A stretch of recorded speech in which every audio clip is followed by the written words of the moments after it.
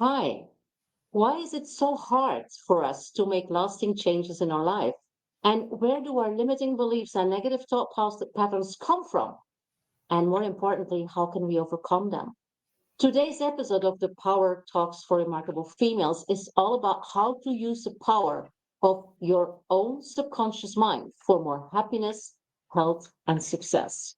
Welcome. I'm Helene Demuynck. I'm your host. I am a transformation guide for smart, conscious women transforming. And I am here with Jennifer Fidder. She is a social psychologist and hypnotist, helping others achieve their goals and overcome their fears by teaching them how they can harness the power of their subconscious minds and create a new identity for themselves for more happiness, health, and success. While her company is based out of Miami in Florida, US, Jennifer works with clients worldwide and she offers virtual one on one hypnosis and coaching sessions, virtual and in person self hypnosis and confidence workshops, as well as speeches for corporations and small businesses. When she's not working, Jennifer loves to travel the world with her husband and explore new places. Jennifer, welcome. I am super stoked to have you here. How are you doing? Thank you so much, Helen. I'm super excited to be here. I'm doing amazing. How are you? I'm fine. I'm fine. And I'm so looking forward to learn more about this subconscious mind, which is, I'm not going to tell the story, but this morning I was thinking, like, okay, this is my subconscious mind sabotaging me in something that I Mhm. actually really want. And I think that is also something that feels very familiar to our audience. So great to have you here. Join us. And if you are watching the replay, you can also use the comment boxes. We will monitor them and get back to you as soon as we understand that you need our support or some more feedback from our side. Jennifer, what's the difference between our conscious and subconscious mind? Where do you make the difference? Yeah, I think that's where we should start, right? Because we Yeah, all need to be on the same level and know what we're actually talking exactly. about. Both of us, everybody has two parts to their mind, right? We have the conscious mind and we have the subconscious mind. The conscious mind is the more logical, rational thinking part of our mind. So, what you guys are listening to us with right now is hopefully your conscious mind. And then on the other hand, we have the subconscious mind, which is more the one that runs everything in the background. So, like your metabolism, your breathing is dictated by the subconscious mind. It's nothing that like conscious you think about every single day, right? You're not like, okay, I have to breathe Mm. in and I have to breathe out. You're not doing this. So, the subconscious mind is usually always operating outside of our conscious awareness, but it's doing hundreds of different things at the same time. While our conscious mind, if you ever really try to multitask, can really only Yeah. do a few things at a time. And it's good that our subconscious mind can do all of those things because it makes our life a lot easier. Had you think about every time you get up in the morning, for example, and you have to consciously think about, I have to put one foot in front of the other, I have to go to the bathroom, I have to open the toothpaste, I have to start brushing my teeth, you would be completely overwhelmed by 9 o'clock. Exactly. So, very good that our subconscious mind does all of that for us and that it developed all of those patterns. Where we get into trouble is when it develops patterns that are not really helping us anymore. Hmm. And that's when we have things like self-sabotage that you were talking about, or we want to make changes in our lives, but our subconscious mind really doesn't let us. So that's when we have a problem. Absolutely. And that happens quite a lot, doesn't it? It's not like something that happens by accident. We have so many unconscious patterns and I don't know, processes that keep us from doing things and that are very difficult to like grasp in order to change them or undo them or refocus them or whatever. So that's exactly the problem. Since everything runs in the background, we Hmm. usually don't have direct access to it. And if we're not very self-aware anyway, because let's face it, most of us just run around through life, always busy with something without really stopping and thinking about, okay, what is it that I'm actually doing here? So that's Exactly. awareness, right? That is oftentimes lacking.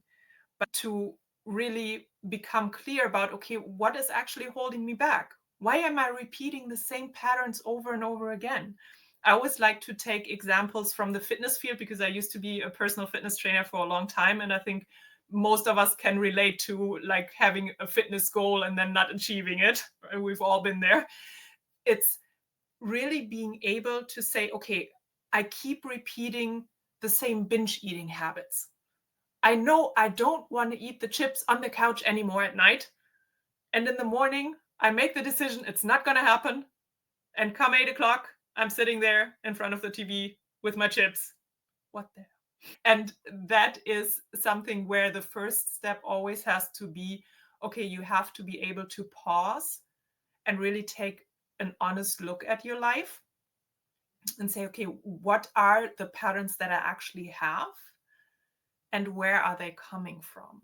What we tend to do is we tend to become mad with ourselves. Instead of analyzing what's going on, we get like really agitated and we're beating ourselves up. Why do I keep making the same mistakes? Why can I not get my stuff together?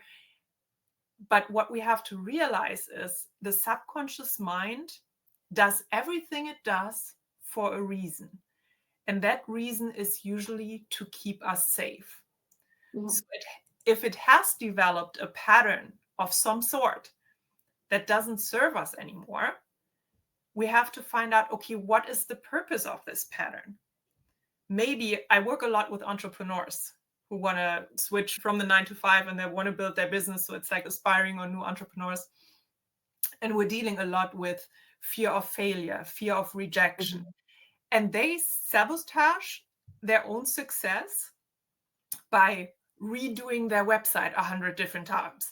They're like, oh no, this has to look a lot prettier, or I have to have a different logo, or I have to do this before I can actually put myself out there. And they're finding all these procrastination strategies, if you will, simply because that is a pattern that their subconscious mind developed to keep them safe from whatever they're afraid of. So if they're afraid of rejection or of failure, if they keep working on their website, but not actually putting themselves out there and talking to people about what it is that they're doing, they can't really fail because they're not risking anything, right? So they can always think, well, I haven't really done anything yet. That's why I'm not getting anywhere. So that's okay. And it doesn't hurt. Yeah. And that's an example, a perfect example of our subconscious mind at work. That happens a lot. And it's not only probably because the fear for failure, sometimes it's also the fear to be successful. How will my family respond to that? Or I might make more money than my partner and he might start acting differently, things like that. There are so many reasons. And if we are not aware of, we cannot really work with them. Yeah. And also, maybe I will change if I'm successful. What if I become a person that I really don't want to be? Or what if I lose my friends because all of a sudden they can't relate anymore, or maybe they get jealous because I have more money than them. So there's so many reasons why people are afraid or have certain fears that are just holding them back. Yeah. And interestingly, Jennifer, I would like to have your opinion on that because sometimes we feel that some things are happening. The universe is not really helping us in order to achieve or manifest what we want, manifest our successful business or whatever. And so we feel that we just have bad luck or Murphy's Law or whatever. Actually, it is us sabotaging ourselves, but we don't think like that because we don't know. So we look for external factors that are like the cause of our failure or the cause of our getting stuck or not moving forward or whatever. How do you grow consciousness about what is going on in your unconscious mind? How do you have access to this safety belts that we don't need anymore? So with what you mentioned, there can be two parts. It can be what we just talked about, that it's self-sabotage, but it could also be that it's simply you focusing on different things. We have something in our mind that's called the reticular activating system. So when I keep focusing on negative things, on everything that happens to me, then my mind starts thinking, ooh, this is something that's really important to her. So let's show her more things that are not going well in our life, because that is what she wants. And all of a sudden, I see everything that is not good. My relationship is really not that perfect.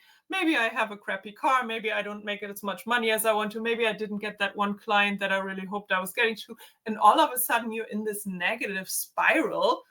And then you realize, my life is horrible. I might as well end it. Right? Oh my gosh. Yeah. So that's Well, that. yeah, So that that's can be another fact. And that's when people then start talking about self-fulfilling prophecies or manifestation or things like that, or bad luck, mhm, while it's really just your mind focusing on the wrong things because you gave them the idea that this is something that's important to you. yeah, Negativity is something that's awesome, and this is something that she wants more of, so let's give it to her. yeah, So it can be those yeah, two things. And you yeah. mentioned, okay, how can we actually become aware of what we're doing and that we're doing it in this way? I think one big factor, and I touched on that a little bit earlier, is we have to become still and just sit with ourselves and our emotions for a little bit, because we tend to be so busy and do all the things without really paying attention to what's going on inside. That's Mhm, why you have so many people who say meditation is so important, right? Because it gives you the opportunity to really take a look within.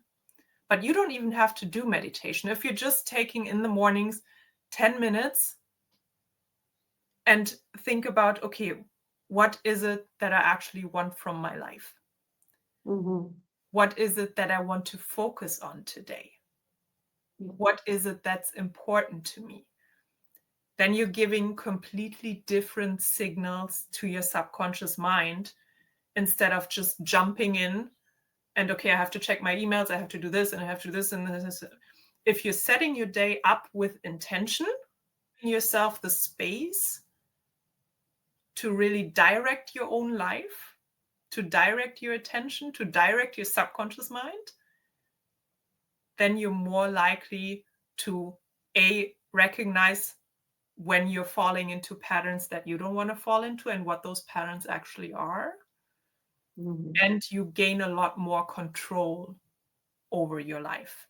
Absolutely. I must say that this is a practice I do for years, my Mm. morning intention setting, and it absolutely makes a difference on how you filter things that happen, but also on your energy levels and on the quality of interactions that you have with yourself and with others during the day, because you have set that intention very consciously. And I wouldn't say positively, but yeah, it is focused on what you want to achieve, on what is relevant, on what is aligned with your values, rather than, like you say, jumping out of bed and starting and going into the stress already before you have basically started brushing your teeth. Yeah, that absolutely works. Other things that help.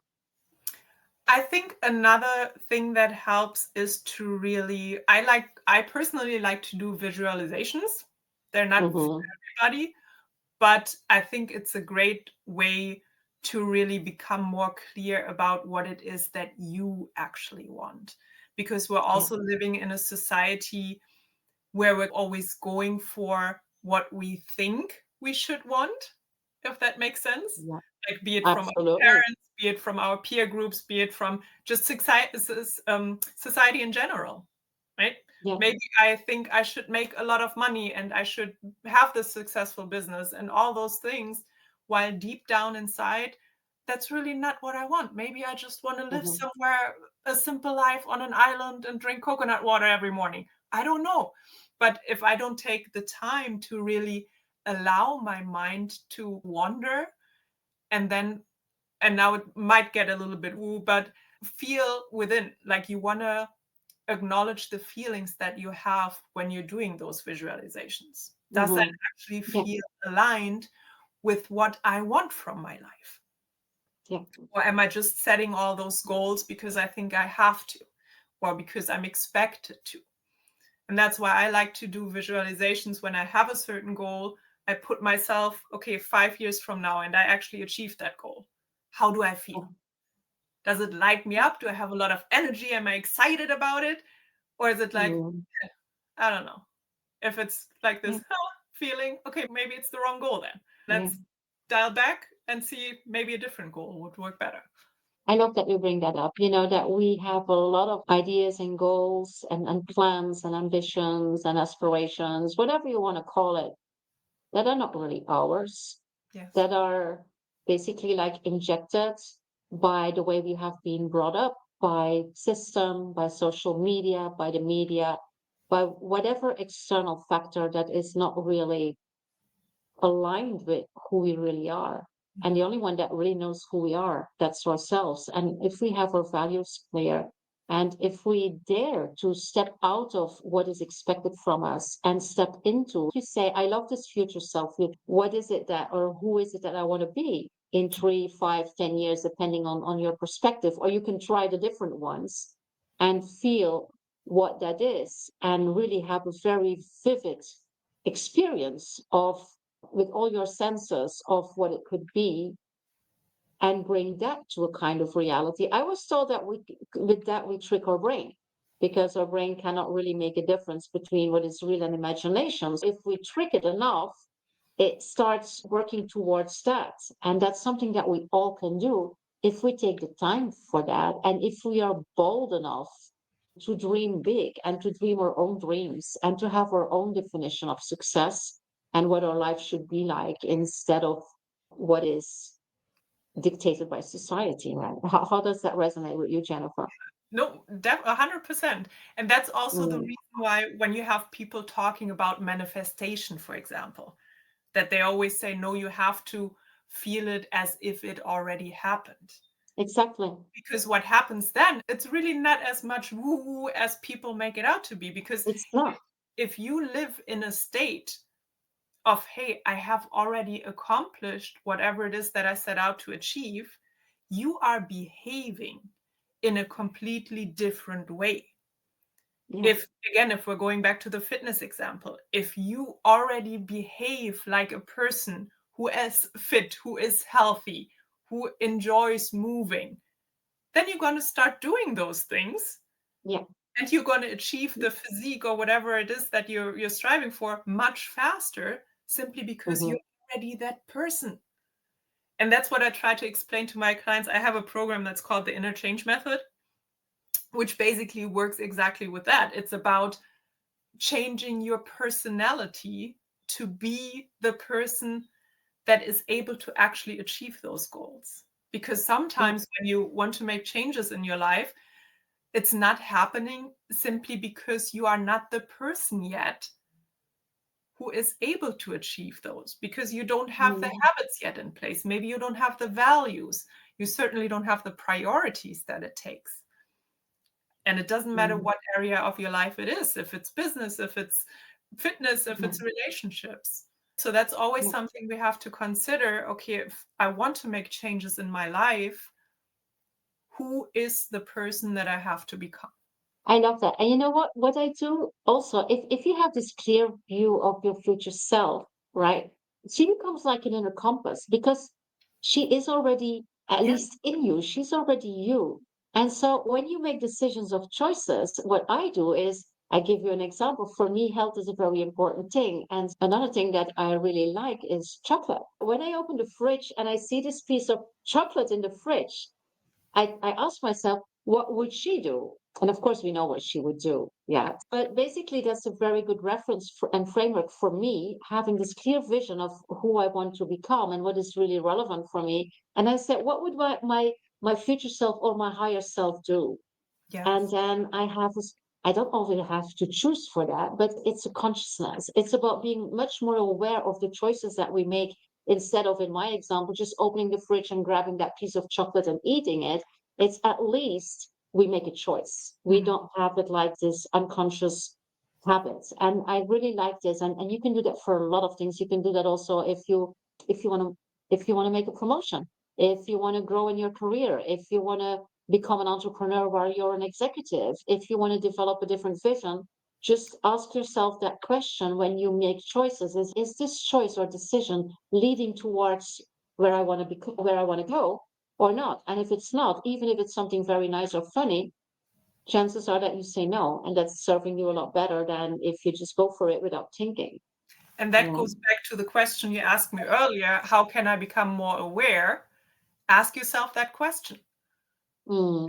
Is Yeah. this something that my higher self, my future self, however you want to call it, is that something that it would do? And if the answer is Yeah. no, then you have a choice. And awareness is also a muscle that you're building, because we've all been so conditioned to just live in this unaware state where we're just like going through life without blissfully ignorant to anything that's happening to us, that we have to build this muscle, and it just takes Yeah. some time. People are always, we're so conditioned for instant gratification, if you will. Yeah. We sometimes don't have the patience to take the time and say, okay, this time it didn't work out, but next time I'll be more aware. And then the more you practice it, the more it becomes a habit and the easier it is. I came to a point where I don't think about if I should go to the gym or not. It's just something that I do. Right? Mm-hmm. It's not necessarily a habit anymore. It's just part of the identity. And that's Yeah. the level that you want to get to, that it's not a habit, but it's you. It's your identity. It's part of who you are. Then you don't Exactly. question it. Then you act despite your feelings. Like Yeah. if you don't want to go, you're still going, because that's just you. Yeah. The I don't want to go doesn't happen that's often anymore either, because it's part of your identity. It's something that you just have integrated and embodied.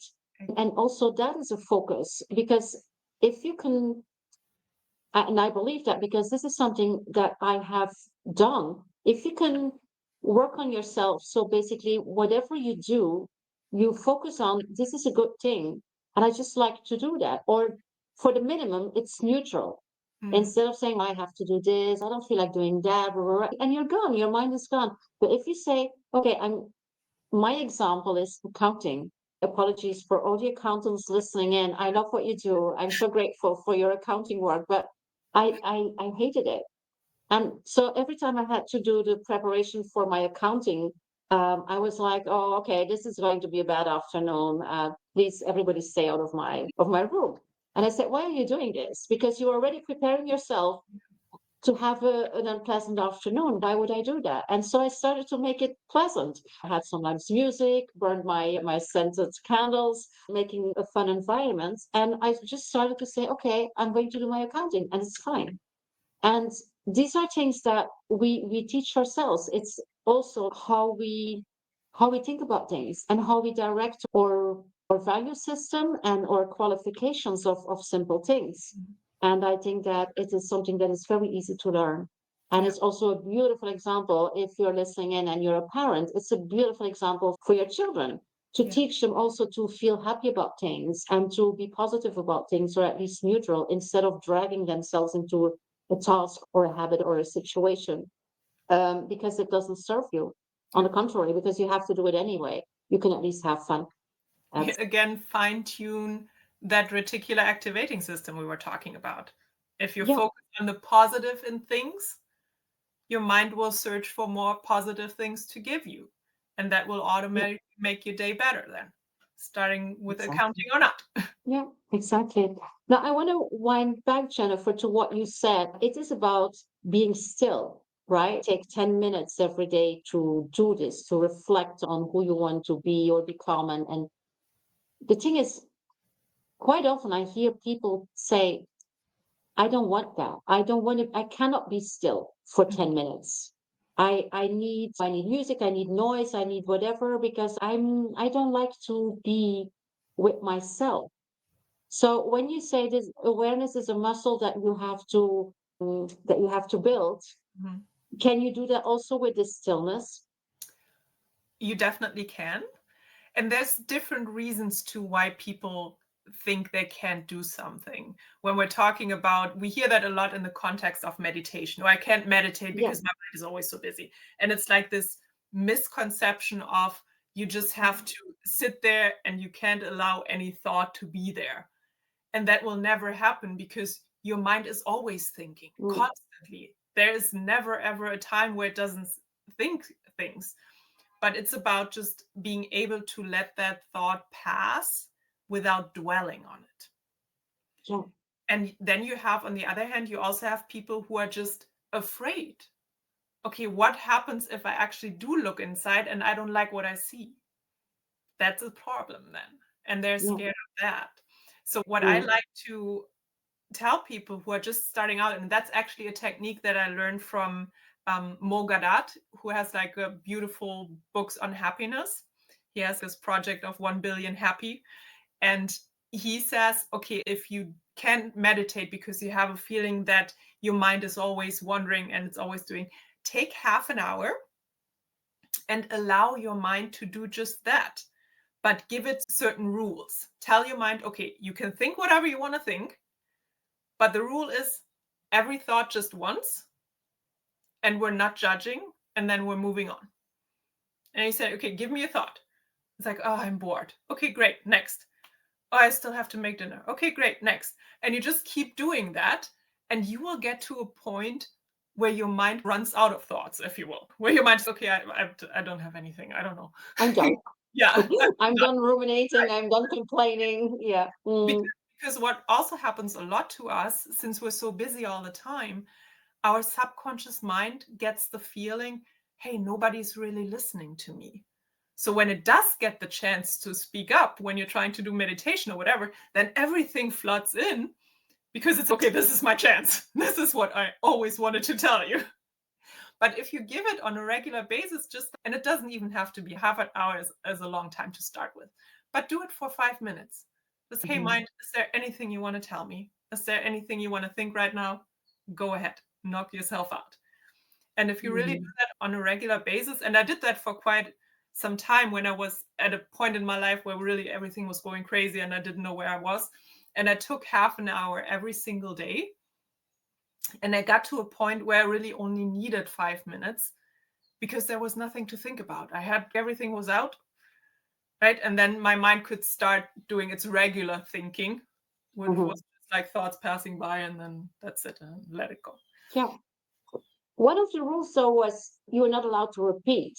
Yeah. I was talking about ruminating earlier because that's the whole thing, right? We keep repeating the same things. It's especially if it's like resentment or guilt or blame, or we're angry at somebody, we're frustrated with something.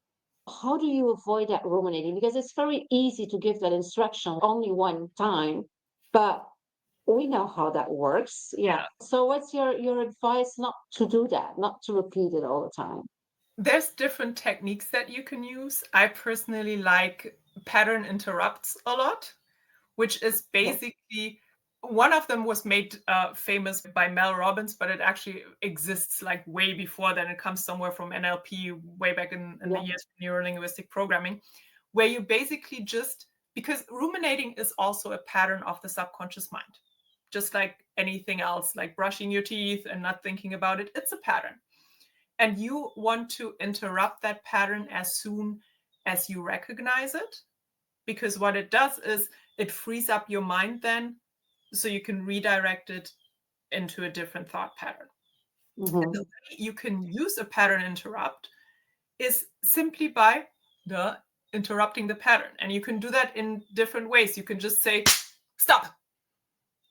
Sometimes when you do that in public, it's a little weird if you're just somewhere out in the street. But that's what it has to be something where your subconscious mind goes, whoo.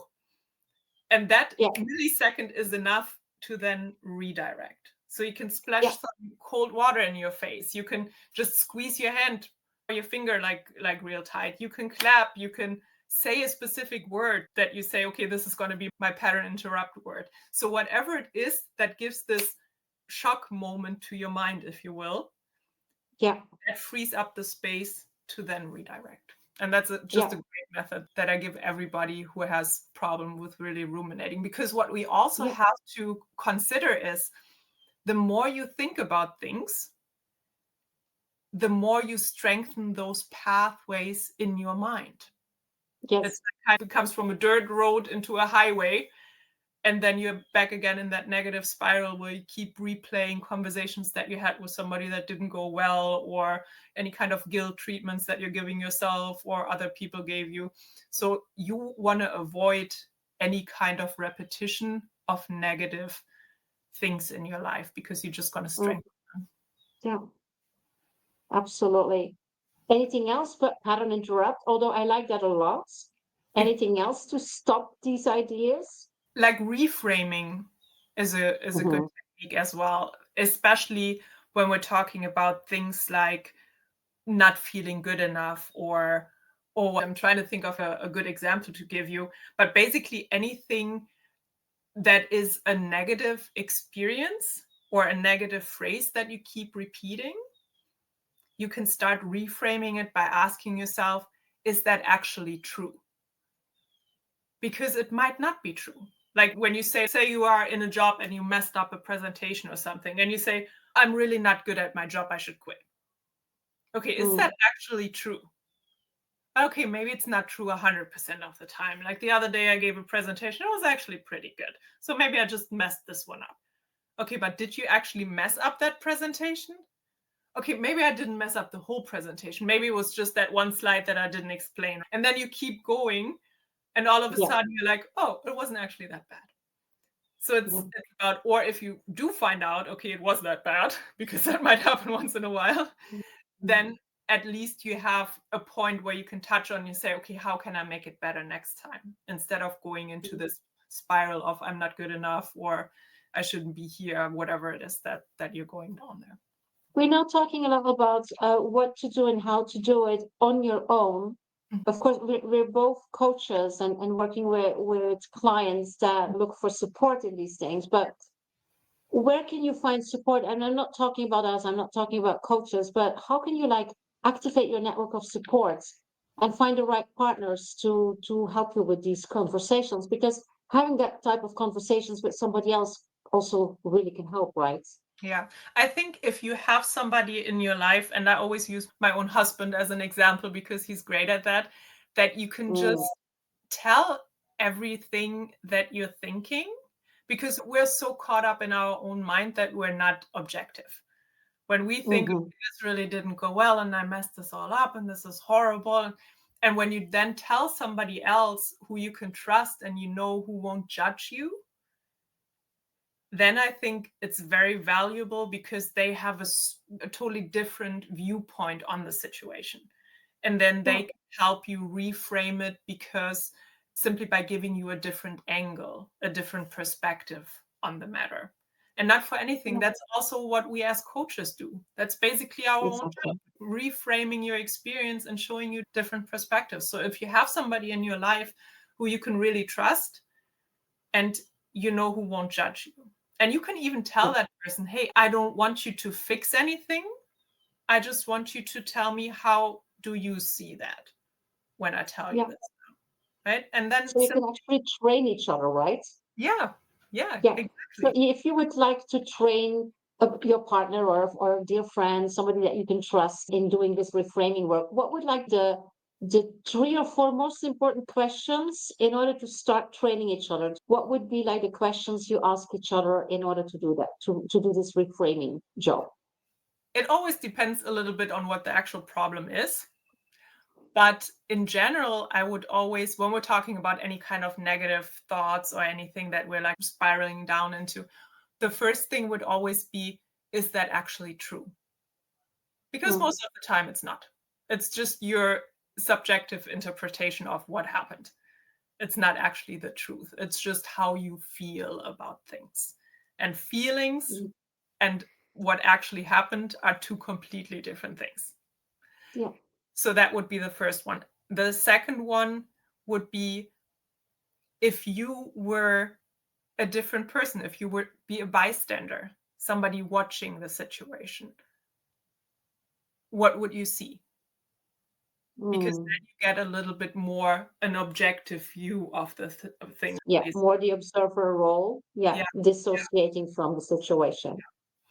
And Yeah. then maybe, okay, how or what kind of lesson can you take from it?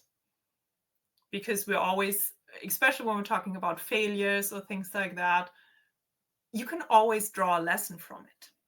Things might have not worked out the way you want them to, but that's okay. And you can always learn from it. It's only a failure if Mhm. you don't learn from it, if you keep repeating Exactly. the same things without any kind of reflection. And some people have a Mhm. talent for that, but if you're really out to improve yourself and to grow as a person or in your job or whatever it is that you're working on, you have to be willing to take a closer look at things and reflect on things. That's the only way to change.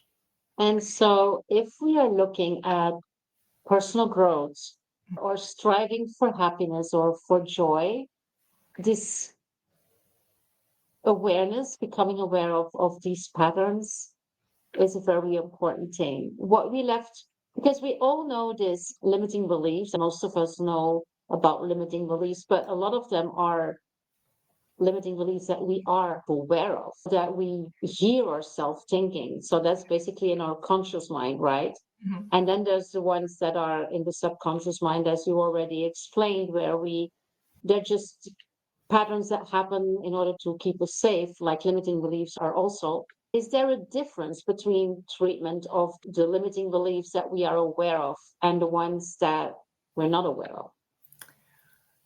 I think to change any kind of limiting belief, it has to first become an awareness, or you have to first Mm-hmm. get an awareness of that limiting belief.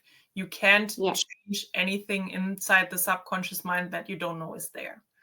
So the first step is always actually finding out, okay, what is the pattern that I'm running here? What is running on the software that has a bug and needs to get out? Mm. And Yeah. once you have that in your conscious awareness, then you can actually start working on it. Yeah. And the interesting What do you part is think? also that sometimes, I'm sorry, I didn't want to interrupt you, No, but no, please go. that sometimes people, or like the problem people think they have, is not the actual problem, it's just a symptom. So then you have to, a great example is alcoholism. People always say the alcohol is the problem. No, the alcohol is really the solution in your point, because you're trying to fix a problem with the alcohol. So the alcohol is just a symptom of whatever it is that you're dealing with. So why don't we find out what the actual problem is, and then we're working on it? Yeah. Would you advise to work with your limiting beliefs that you are aware of first before you go digging deeper into the unconscious mind? Or is it something that we could do at the same time? What would be your idea there? I think the best way, because even if you are aware of the limiting beliefs, they're still residing in your subconscious mind. So you still have to go into your subconscious mind to actually fix them. If you want to call it fixing, I don't like to call it fixing, but to change it. So you always, to create sustainable change and easier change, you have to go into the subconscious mind, because what you're doing otherwise is, if you're just working on a conscious level, you're working with force. You're trying to force something on the subconscious mind that it doesn't agree with or that it doesn't Yeah. understand. And your Mm. job is to get the subconscious mind to understand, hey, that pattern that you're running there, I know what you're trying to do. I know you're trying to help me and I appreciate it. But right now, this is really not working for me anymore. Yeah. So I need to have a different pattern that has the same purpose, but that integrates better with my life experience right now, if that makes sense. So you basically always, if you want to do it right, and it doesn't have to be hypnosis, there's other ways how you can work with the subconscious mind, right? But if you really want to make sustainable changes, I think you always have to really go on a deeper level and not stay on the surface. Let's take this a little bit deeper because you are a hypnotherapist. So you do hypnosis and you also teach people how to self-hypnotize, right? Mhm. So how is hypnosis like a fast track to have access and influence your subconscious mind? I think it is, because I always like to, and I learned that from one of my mentors, Tim Box, who is amazing at telling stories and creating those pictures in your mind. Basically, when you think about everything that is inside the subconscious mind, the way things develop is, and I'm not sure if I mentioned that at the beginning, like when we are between 6 and 9, that's usually when our consciousness develops. Before that, we're operating mainly on a subconscious level, meaning we're absorbing everything that we hear, everything that we see like a sponge, and we're building what we call the map of reality from that. So an idea of how the world works, what is good, what is bad, what is right, what is wrong. All our patterns, our belief systems are built during that time. And then when the consciousness comes into play, that's when something develops what we call in hypnosis the critical faculty. I like to think of the critical faculty as a bouncer in front of a club who decides who gets in and who doesn't get in, right? And that bouncer basically just wants to protect everything that's inside the subconscious mind. So when we want to make changes now in our life, and we're coming with the logic from the conscious mind and want to change something that's inside the subconscious mind, we're always running against this bouncer. And that's why it's so hard, because that bouncer then stands there and looks inside and what you're saying doesn't make sense, because the logic in the subconscious mind and in the conscious mind, they sometimes don't match, because the subconscious mind doesn't evolve as fast as the conscious mind does. So what we're doing then with hypnosis is we're creating this state of so-called subconscious dominance, where we're getting everything that's important to us that we want to change outside that club, that subconscious mind, so that we can directly communicate with it without even having to argue with that bouncer. We just leave that completely there. We take everything up here, bouncer is down here, and we're directly communicating. We're making our point. And then the subconscious mind hopefully says, oh, that makes so much sense. Let me change. Because that's all it is. We were talking about perspective, about viewpoints earlier. As soon as you shift the perspective and it makes sense to the subconscious mind, there is no reason to hold on to old patterns.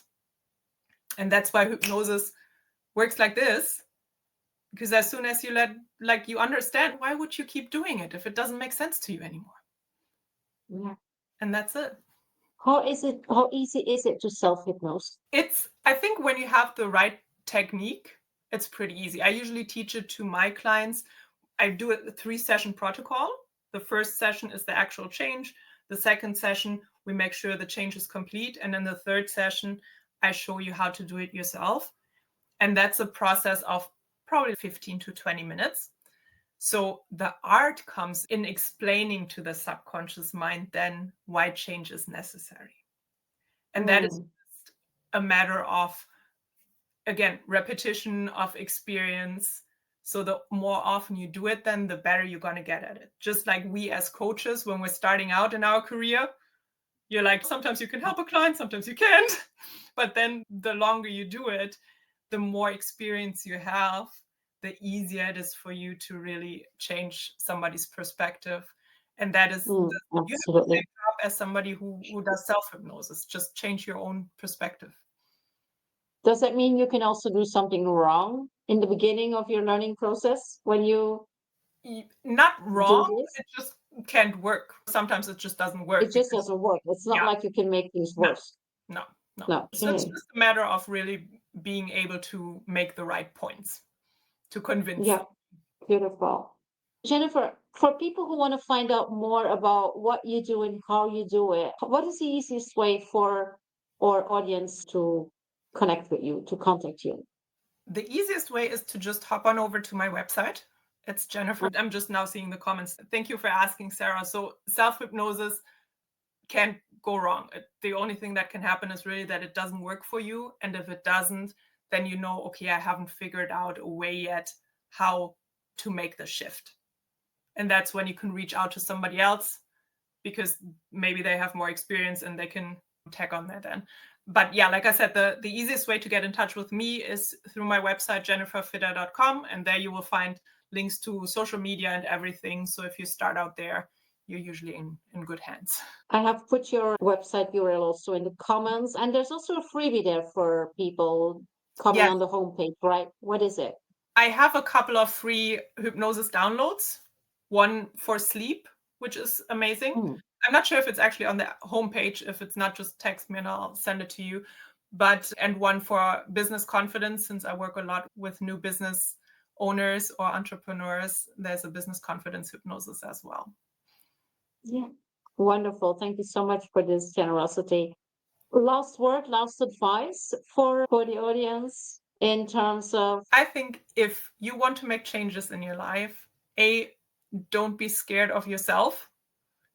Take a moment to check in with you, become more aware of your thought patterns, of your behavior patterns, and then start there. And if you need help, first start reaching out to friends, get a different opinion. And if that doesn't help, then you can always reach out to somebody like us and we'll point you in the right direction. But the first step is really having the courage to look within and really finding out what is it that is actually holding me back. And then that's when you can create the freedom that you want in your life. But you have to do that step first. That's a beautiful wrap up also of the whole conversation today. Jennifer, thank you so much for being here and for sharing your knowledge and for being so generous with your wisdom and your experiences. For everybody listening in or watching this, watching the replay, just connect with us. If you have questions, put them in the comment or go directly to Jennifer if that is easier or if it is urgent. And thank you so much for being with us. Hope to see you again next week. And in the meantime, take care. Have a great day. And Jennifer, thank you so much. You're amazing. You rock. Thank you so much for having me. And thank you, everybody, for listening. And I really appreciate it.